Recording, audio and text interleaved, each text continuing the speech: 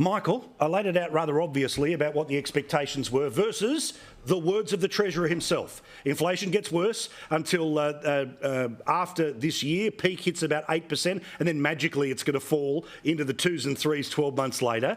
Then, of course, real wages, they keep getting worse till 24, let alone the single nurse in every single nursing home. That's again back in 2024. So I get it. It's all good for the run-up in 2025. But if this had been a Liberal government, would we not have been being asked already about core and non-core promises?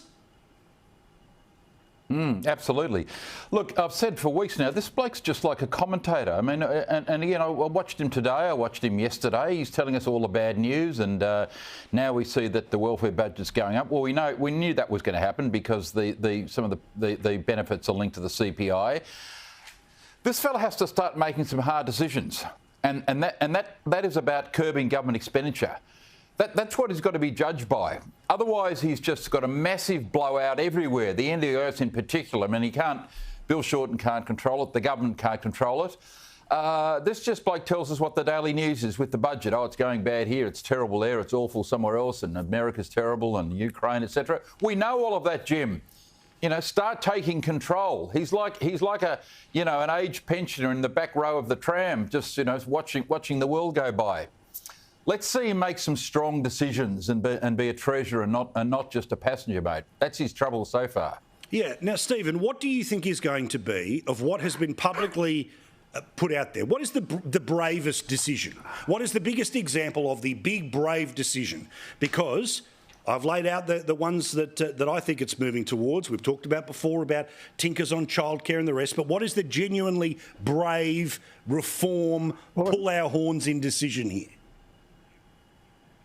Well, this is a budget that's about delivering on Labor's election promises. So there was a whole raft of policies that were committed to at the last election, which the Australian public voted for overwhelmingly. Absolutely.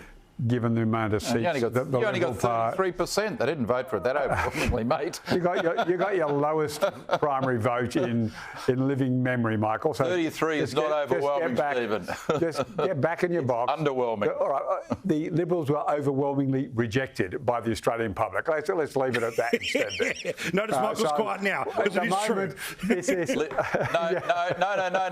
No. I was just wondering whether I'd tell him that. Tell us about Kuyon. Tell us about Goldstein. Lydia Thorpe's mob got him elected. So, but Yeah. All right. Come on. No more boxing. This is not a budget about big, bold. This is not a budget about big, bold new plans, as you're trying to suggest, Paul. This is delivering on the promises made in the election campaign. Then, on top of that, there's been a series of events across the globe and here domestically in Australia, like the floods reoccurring. One of the arguments I've been having with the Reserve Bank, about the Reserve Bank is they've got their economic modelling wrong because they're reacting to a demand side surge in inflation that doesn't exist. The surge in inflation we're getting is due to supply side factors like the floods, again driving prices up. But you're not anticipating that there's going to be a flood every 6 months or every 3 months. So the inflation figures will naturally come down. So what you've got to try and do is make sure that the economy is still got enough oomph in it as the inflation comes down.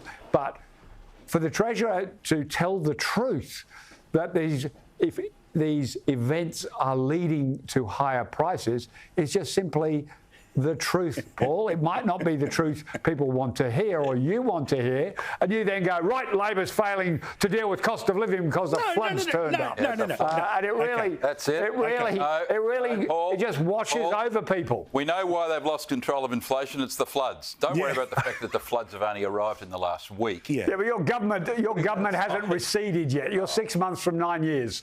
So these numbers are based on your government's policy. Not even you can defend this Chalmers bloke. He's a C grader, and we all know that.